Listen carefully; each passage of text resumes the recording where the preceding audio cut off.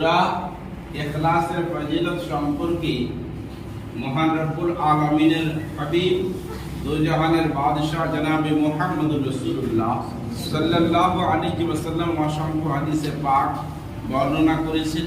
তার মধ্যে কিছু আপনাদের সম্মুখে পরিবেশন করছি। আমার নবী, আপনার নবী, দু জাহানের বাদশা জনাবে মুহাম্মদুর রাসূলুল্লাহ সাল্লাল্লাহু আলাইহি ওয়াসাল্লামের একজন বিখ্যাত সাহাবী, যিনার নাম হযরত আব্দুল্লাহ ইবনে আব্বাস, যিনাকে মুফাসসিরে কোরআনও বলা হয়। মুফাসসিরে কোরআনের সরদার, তাফসীরের করনেওয়ালাদের সরদার যিনাকে বলা হয়। সেই সাহাবী থেকে বর্ণিত, সেই সাহাবী বর্ণনা করছেন, আমার নবী দু জাহানের বাদশা শবে মিরাজের রাত্রিতে আকাশ ভ্রমণ করতে করতে দেখতে পেলেন কি আল্লাহর আরশে মুআল্লা 3,60,000 পায়ের উপরে দাঁড় বেরিয়েছে। কত? 3,60,000 পায়ের উপরে আল্লাহর আরশে মুআল্লা দাঁড় হয়ে রয়েছে।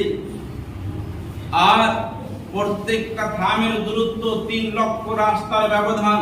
প্রত্যেকটা থামের নিচে 12,000 করে মাঠ।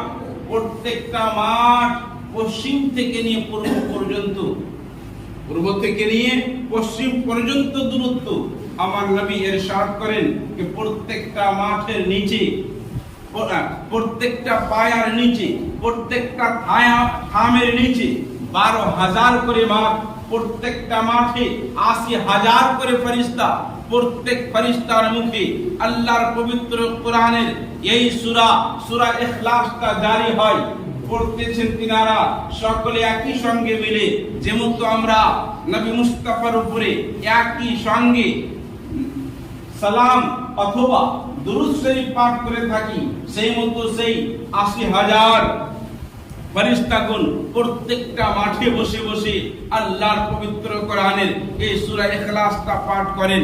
যখনই তিনাদের সূরা ইখলাস পাঠ করা হয়ে যায়, সকলে আল্লাহ রাব্বুল আলামিনের দরবারে দুই কানা হাত তুলে, কুদরতি হাত তুলে আল্লাহর কাছে প্রার্থনা করেন, হে রাব্বুল আলামিন, তুমি আমাদেরকে এমন এক মাখলুক বানিয়েছো যে আমাদের খাবারের প্রয়োজন পড়ে না, আমাদের আহারের প্রয়োজন পড়ে না, পানি পান করার প্রয়োজন পড়ে না, কিন্তু হে আল্লাহ, আমরা সকলে মিলে তোমার পবিত্র কোরআন থেকে সূরা ইখলাস পাঠ করেছি। ইয়া আল্লাহ, এই সূরা ইখলাস পাঠ করাতে তুমি যতটুকু নেকি আমাদেরকে দান করেছো, সেই সমস্ত নেকিগুলোকে আমরা সকলে উম্মতে মুহাম্মাদীদেরকে দান করে দিলাম, যারা দুনিয়ার বুকে সূরা ইখলাস পাঠ করছে। সুবহানাল্লাহ। যারা দুনিয়ার বুকে সূরা ইখলাস পাঠ করছে। বিরাদরানি ইসলাম, সাহাবায়ে কেরামের সম্মুখে আমার নবী যখন সূরা ইখলাসের এত নেকির কথা বললেন, সাহাবায়ে কেরামেরা আশ্চর্য হয়ে গেলেন। নবী মুস্তাফা সাহাবায়ে কেরামদেরকে বলতে শুরু করলেন, হে আমার সাহাবায়ে কেরামেরা, হয়তো তোমরা সূরা ইখলাসের ফজিলত শুনে, তার নেকির কথা শুনে আশ্চর্য বোধ করছো। সাহাবায়ে কেরামেরা বলতে লাগলেন, জি হুজুর, হ্যাঁ আমরা আশ্চর্য বোধ করছি। এত নেকি সূরা ইখলাস পড়লে গেলে নবী মুস্তাফা জনাবে মুহাম্মদুর রাসূলুল্লাহ সাল্লাল্লাহু আলাইহি ওয়াসাল্লাম ইরশাদ করেন, হে আমার সাহাবায়ে কেরামেরা শুনো, আমি আল্লাহর কসম খেয়ে বলি, যে রব্বুল আলামিনের দস্তে কুদরতে আমার জান রয়েছে, সে আল্লাহ রব্বুল আলামিনের কসম খেয়ে বলি, আমি যা দেখতে পাই তা তোমরা দেখতে পাও না। নবী আমার শুরু করলেন বলতে, আল্লাহ রব্বুল আলামিন হযরত জিবরিল আমিন, যিনি ফেরেশতাদের সরদার, সেই জিবরিল আমিনের ডানাতে আল্লাহ রাব্বুল আলামিন সূরা ইখলাসের প্রথম আয়াত কুল হুয়াল্লাহু আহাদ লিখেছেন। হযরত ইসরাফিলের ডানাতে আল্লাহ রাব্বুল আলামিন আল্লাহুস সামাদ লিখেছেন। আর হযরত ইজরাইলের ডানাতে আল্লাহ রাব্বুল আলামিন লাম ইয়ালিদ ওয়া লাম ইউলাদ লিখেছেন। আর হযরতে মিকাইলের ডানাতে আল্লাহ রাব্বুল আলামিন ওয়া লাম ইয়াকুল লাহু কুফুয়ান আহাদ লিখেছেন। অর্থাৎ এই মহান চারজন ফেরেশতার ডানাতে আল্লাহ রাব্বুল আলামিন সম্পূর্ণ সূরা ইখলাসকে লিখেছেন। আর নবী মুস্তাফা বলছেন, হে আমার সাহাবায়ে কেরামেরা শুনো, আমার উম্মতানিদের মধ্যে যদি কেউ অন্তরের সহিত সওয়াবের নিয়তে সূরা ইখলাস পবিত্র কোরআন থেকে পড়ুক, দেখে দেখে পড়ুক অথবা মুখস্থ পড়ুক, এই সূরা ইখলাস পড়তে যদি কেউ পড়ে, আমার গুনাহগার উম্মতের মধ্যে যদি কেউ পড়ে, তাহলে আল্লাহ রাব্বুল আলামিন আসমানি মূল মশহুর ও মারুফ 4টা ধর্মগ্রন্থ, সেই সমস্ত গ্রন্থ যেন সে তেলাওয়াত করলো, সে মতো নেকি আল্লাহ তাদের নামে আমলে দান করবেন। আমার নবী আপনার নবী দো জাহানের বাদশা জনাবে মুহাম্মদুর রাসূলুল্লাহ সাল্লাল্লাহু আলাইহি ওয়াসাল্লাম ইরশাদ করেন, হে আমার সাহাবায়ে কেরামেরা, হয়তো তোমরা আশ্চর্য বোধ করছো এই সূরা ইখলাস পড়তে গিয়ে এত নাকি নবী মুস্তাফার সম্মুখে সাহাবায়ে কেরামেরা বলে উঠলেন, হ্যাঁ ইয়া রাসূলুল্লাহ, এত নেকি শুনে আমরা আশ্চর্য বোধ করছি।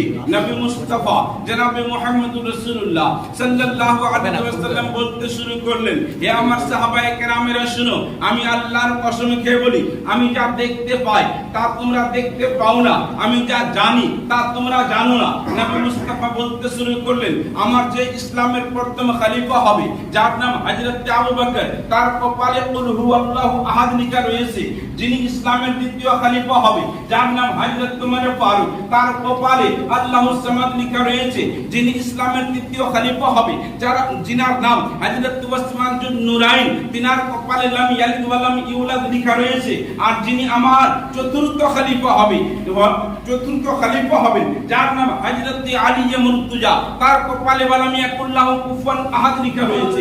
নবী আমার বলতে শুরু করলেন, হে আমার সাহাবায়ে কেরামেরা, আমার গুনাহগার উম্মতের মধ্যে যারাই অন্তর থেকে সূরা ইখলাস পাঠ করবে, আল্লাহ রাব্বুল আলামিন এই মহান চারজন খলিফার মতো নাকি তাদের নামে আমলে দান করবে। সুবহানাল্লাহ, সুবহানাল্লাহ। বিরাদরান ইসলাম, আমার নবী আপনার নবী দো জাহানের বাদশা জনাবে মুহাম্মদুর রাসূলুল্লাহ সাল্লাল্লাহু আলাইহি ওয়াসাল্লাম সূরা ইখলাসের ফজিলত বর্ণনা করতে গিয়ে বলেছেন, যদি কোনো ব্যক্তি ফজরের নামাজের পরে 10 বার, ফজরের নামাজের পরে খুব মনোযোগ, ফজরের নামাজের পরে 10 বার যদি সূরা ইখলাস পাঠ করে, আল্লাহ রাব্বুল আলামিনের নবী বলছেন যে শয়তান যতবার চেষ্টা চালিয়ে যাক, সে বান্দার দ্বারা আর শয়তান গুনাহ করাতে পারবে না।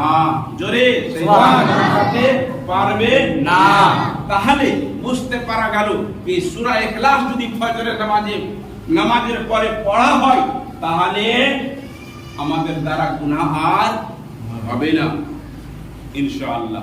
বিরাদরান ইসলাম, আসুন আমার নবী দো জাহানের বাদশা জনাবে মুহাম্মদুর রাসূলুল্লাহ সাল্লাল্লাহু আলাইহি ওয়াসাল্লাম ইরশাদ করেন, আমার নবী কি বলছেন যে সূরা ইখলাসের ফজিলত বর্ণনা করতে গিয়ে বলছেন, যদি কোনো বান্দা একবার আল্লাহর পবিত্র কোরআন থেকে সূরা ইখলাস পাঠ করে, আল্লাহ রাব্বুল আলামিন তাদের নামে আমলে 100 শহীদের নেকি দান করবেন। সুবহানাল্লাহ, 100 শহীদের নেকি দান করবেন। আমার নবী আপনার নবী দো জাহানের বাদশা জনাবে মুহাম্মদুর রাসূলুল্লাহ সাল্লাল্লাহু আলাইহি ওয়াসাল্লাম সূরা ইখলাসের ফজিলত বর্ণনা করতে গিয়ে বলেছেন, যদি আল্লাহ রাব্বুল আলামিনের পবিত্র কোরআন থেকে কোন বান্দায়ে মুমিন একবার সূরা ইখলাস পাঠ করে, একবার পড়ার কারণে সেই জন্য আল্লাহ রাব্বুল আলামিনের পবিত্র কোরআন থেকে 1/3 অংশ পাঠ করলো, আর যদি 2 বার পাঠ করে, সে আল্লাহ রাব্বুল আলামিনের পবিত্র কোরআন থেকে যেন সে 2/3 অংশ পাঠ করলো।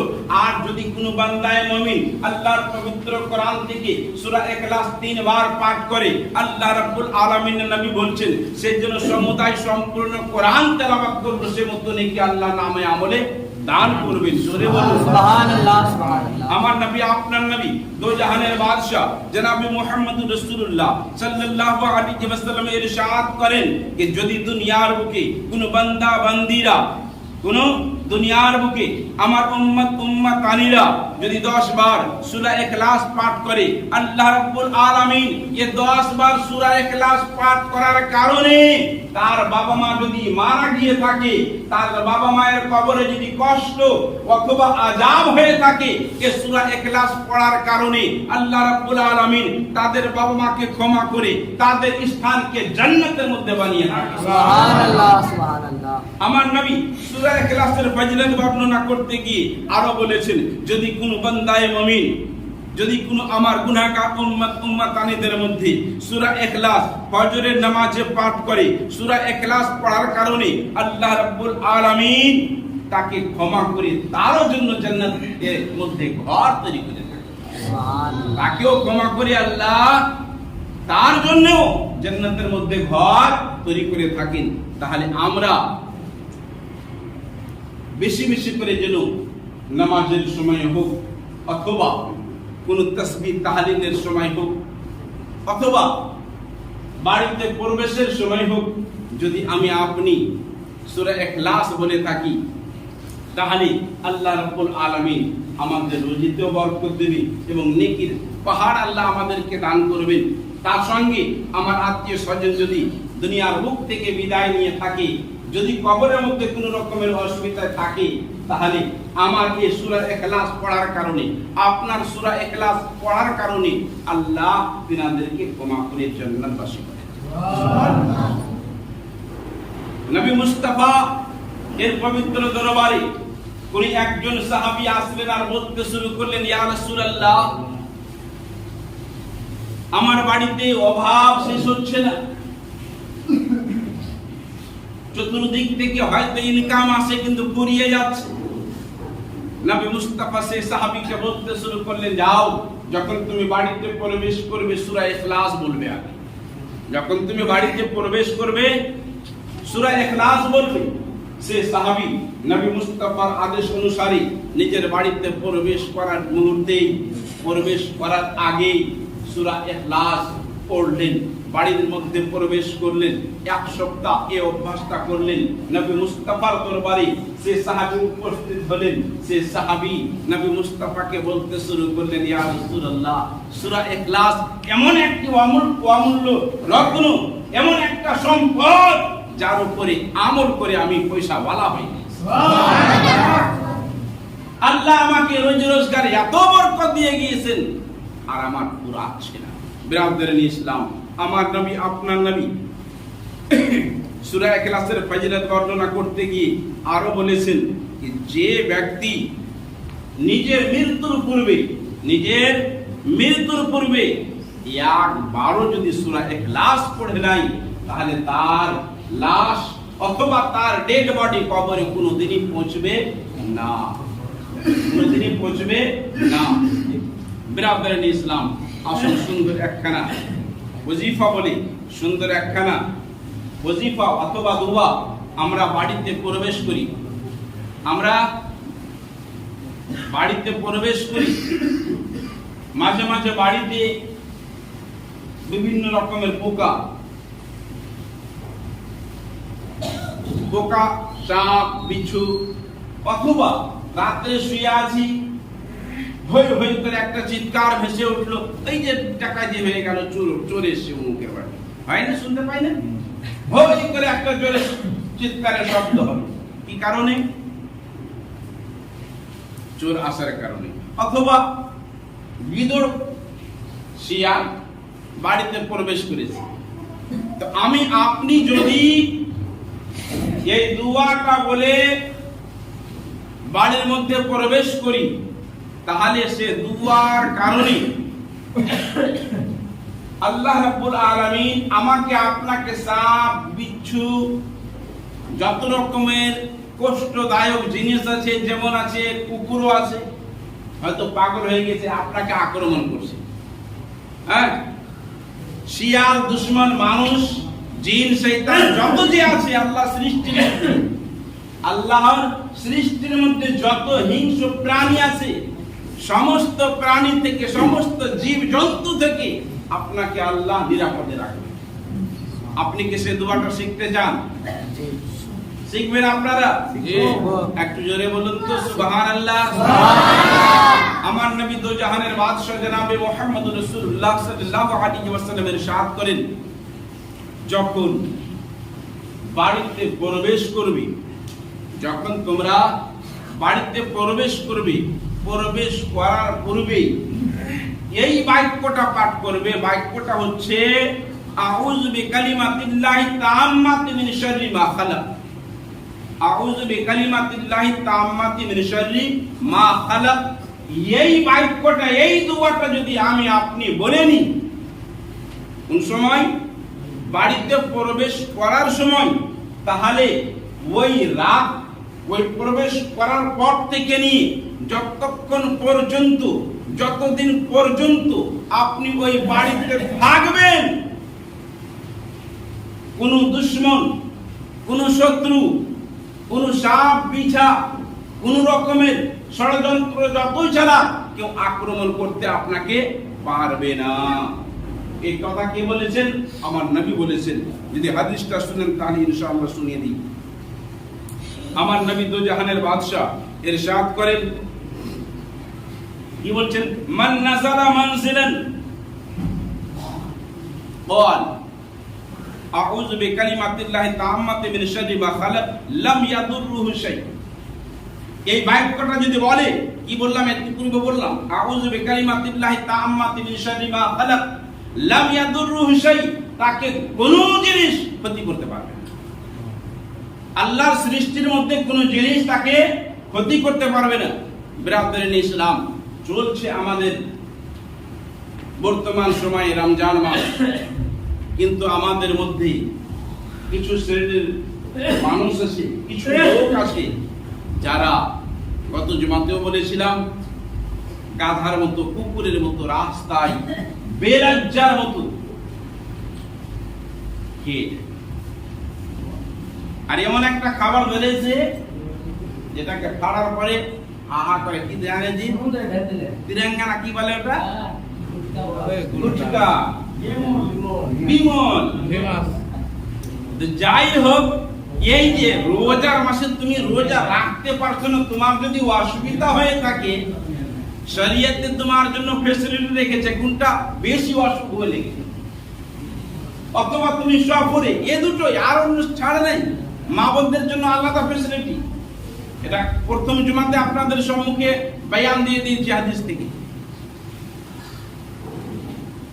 এবারে যারা ইচ্ছাকৃত ভাবে রোজা রাখে না, তাদের কি শাস্তি হতে পারে, এবং রমজান মাসের অসম্মানী করার কারণে কি শাস্তি হতে পারে, আমি আপনি কল্পনা করতে পারবো না। শুনুন একখানা হযরতে আলী কারামাল্লাহু ওয়াজহুল কারীমের হায়াতের জিন্দেগির একটা সুন্দর ওয়াকিয়া। হযরতে আলী মুর্তজা, নবী মুস্তাফার জামাই, যিনি ইসলামের চতুর্থ খলিফা, উনি একদিন কবর জিয়ারতের উদ্দেশ্যে রওনা দিলেন। দেখতে পেলেন কবরস্থানে একটা নতুন কবর, জোরে কবর। সেই নতুন কবর দেখে সেই কবরের পাশেই হযরতে আলী দাঁড় হয়ে গেলেন, আল্লাহর কাছে দুইখানা হাত তুলে নিয়ে, আল্লাহ, এই কবরটা নতুন, এই কবরের বাতিগুলো নতুন লাগছে, কিছুদিন হলো হয়তো দাফন করা, এই আল্লাহ, এই ব্যক্তি কবরের মধ্যে কি অবস্থা রয়েছে আমি দেখতে চাই। আল্লাহ রাব্বুল আলামিন এর পবিত্র দরবারে হযরতে আলীর দোয়া কবুল হলো। হযরতে আলীর সম্মুখ থেকে কবরের সমস্ত পর্দাকে আল্লাহ যেন তুলে নিলেন, জোরে বলুন সুবহানাল্লাহ। হযরতে আলী কারামাল্লাহু ওয়াজহুল কারীম দেখছেন কি, কবরের মধ্যে ওই লোকটা কষ্টের মধ্যে রয়েছে, বিভিন্ন দিক থেকে কেউ আগুন নিয়ে আক্রমণ করছে, কেউ কোনো ফেরেশতাকে দেখতে পাচ্ছেন, কেউ লোহার হাতুড়া দিয়ে, জাহান্নামের প্রেগ দিয়ে, জাহান্নামের শিকল দিয়ে কেউ আক্রমণ করছে। সে লোকটা হযরতে আলীকে দেখতে পেয়ে যে বিশাল জোরে, ভীষণ জোরে চিৎকার করে আওয়াজ করে বসলো আর বলতে শুরু করলো, এ আলী, আপনার নাম মুশকিল কুশা, আপনাকে নবী মুস্তাফা হায়দারে কাররার বলে ডাকতেন। এ হযরতে আলী, এ নবী মুস্তাফার জামাই, আমি কবরের মধ্যে অনেক কষ্টে রয়েছি, এই শাস্তি আর সহ্য করতে পারছি না। হে আলী, আমার জন্য আল্লাহর কাছে দোয়া করুন, যেন আল্লাহ রাব্বুল আলামিন আমাকে ক্ষমা করে দেন। হযরতে আলী কারামাল্লাহু ওয়াজহুল কারীম সেই কবরবাসীর এই মিনতি শুনে, সেই কষ্টের কথা শুনে নিজের দুই কানা হাত তুললেন, আল্লাহর কাছে বলতে লাগলেন, ইয়া আল্লাহ, এই কবরবাসীর আযাবকে তুমি বন্ধ করে দাও, এর কবরে তুমি রহমতি বৃষ্টি বর্ষণ করে দাও। এই মুহূর্তেই হযরত আলী যখনই আল্লাহর কাছে ফরিয়াদ করলেন, গায়েব থেকে আল্লাহ আওয়াজ পাঠাচ্ছেন, অর্থাৎ গায়েবী আওয়াজ ভেসে আসলো। হযরত আলীকে বলা হচ্ছে, হে আলী, এই লোকটার জন্য তুমি আমার কাছে সুপারিশ করিও না, আরো কোন মৃত্যু ব্যক্তির জন্য তুমি সুপারিশ করো, আমি তোমার দোয়াকে কবুল করব এবং তার কবরের আযাবকে বন্ধ করে তার কবরকে আমি জান্নাতের বাগানে আল্লাহ পরিণত করে দেব। কিন্তু আলী, এই লোকটার জন্য তুমি সুপারিশ করিও না, তার পক্ষ থেকে আমার কাছে কোনো দোয়া চাইও না। বিরাদরান ইসলাম, হযরত আলী জিজ্ঞাসাবাদ করলেন, ইয়া আল্লাহ, এই লোকটা এমন কোন অপরাধ করেছে যে তুমি এত রাগান্বিত হয়ে রয়েছো, আমার পক্ষ থেকেও তাকে তুমি ক্ষমা করতে চাচ্ছ না? তখন হযরত আলীকে আল্লাহ রাব্বুল আলামিন বলতে শুরু করলেন, গায়েব থেকে আওয়াজ দিচ্ছেন, হে আলী, আমি রমজান মাস দান করেছিলাম, কিন্তু এই বান্দা আমার, এই গুনাহগার রমজান মাসের অসম্মানই করত, রমজান মাসের কদর করত না, যার কারণে আমি আল্লাহ তাকে আমি ক্ষমা করতে পারি না। হযরত আলী কাররামাল্লাহু ওয়াজহুল কারীম বলতে শুরু করলেন, ইয়া আল্লাহ, এই লোকটা আমাকে বড় আশা নিয়ে আল্লাহর কাছে দোয়া করতে বলেছে, তোমার কাছে দোয়া চাইতে বলেছে। ইয়া আল্লাহ, এই লোকটার কাছে আমাকে তুমি অপমানিত করিও না, আমাকে লজ্জিত করিও না, নচেত হাসরের মাঠে তোমার প্রিয় হাবিব যে আমাকে মুশকিল কুশা বলে আওয়াজ দিচ্ছেন, তখন আমাকে এই লোকটা যখন জিজ্ঞাসাবাদ করবে, ইয়া রাসূলুল্লাহ, আপনি নিজের জামাইকে মুশকিল কুশা বলে আওয়াজ দিয়েছিলেন, আমি তো মৃত্যু বরণ করে নিয়েছিলাম, কবরের মধ্যে শাস্তির মধ্যে ছিলাম, কিন্তু ওই অবস্থায় তোমার জামাইকে ডেকেছিলাম, ইসলামের চতুর্থ খলিফাকে ডেকেছিলাম, কিন্তু সেদিন তো আমার উপকার করতে পারেনি। ইয়া আল্লাহ, তুমি সেই হাসরের মাঠে আমাকে লজ্জিত করিও না, তুমি আমার দোয়াকে কবুল করে এই ব্যক্তিকে তুমি ক্ষমা করে দাও। আল্লাহ রাব্বুল আলামিন এবারে গায়েব থেকে আওয়াজ দিচ্ছে, হে আলী, তোমার কারণেই আমি তাকে ক্ষমা করে দিলাম, তার কবরকে জান্নাতের বাগানে পরিণত করে দিলাম, যাও আর তুমি অন্য কোনো জন্য সুপারিশ করতে পারো। তাহলে বুঝতে পারা গেল কি, রমজান মাসের অসম্মানী করলে গেলে আল্লাহ ছেড়ে দেবেন না, আল্লাহ ছেড়ে দেবেন না। আমাদের করণীয় কাজ হচ্ছে আমরা রমজান মাসের পাবন্দের সঙ্গে যেন রোজা রাখতে পারি, আর পাঞ্জেগানা নামাজের সঙ্গে সঙ্গে যেন আমরা তারাবির নামাজ পড়তে পারি। আল্লাহ আমাদের সবাইকে এই সমস্ত ইবাদতের মধ্যে দিয়ে জীবন পার করার জন্য তৌফিক দান করেন। সবাই আমরা বলি আল্লাহুম্মা আমিন।